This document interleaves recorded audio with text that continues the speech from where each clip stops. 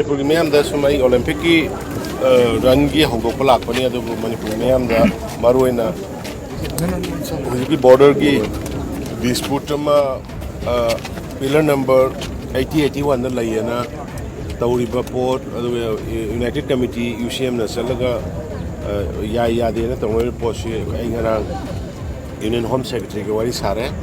although I know Union Home Secretary, formal official letter, Musu Igre. I had a dispute, I had a Zagadu, Matam Kidang Tango,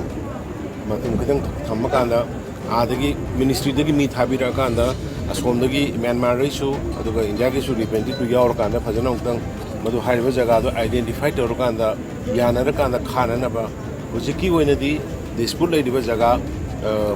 pillar number 8081, Adugi Mapadu, Kadana Tango, and Hypokanda. Home Ministry, Home Ministry, Home Secretary, that is what is Hanare, but I'm quite a high with a gadu, Lep Higani, Lep Novitama, Chief Secretary, Instruction Taurani, Aduga Maruk to the Mogi Adagi, Ministry, Team Tarakanda, both side, both country and Nigi, jointly Pamakanda, Yenaga, Yanava Porakana, Tobuni, Haidana, a member Sankoksari, border issues, very serious issue. कोई government सुलाइन लोग दे हाना दगी show कोई तुम सेनर के लिए उजिक show तुम display level तुम खान दिरोगे है तो मैं आम मीडिया की खुदान दा भाई संतोष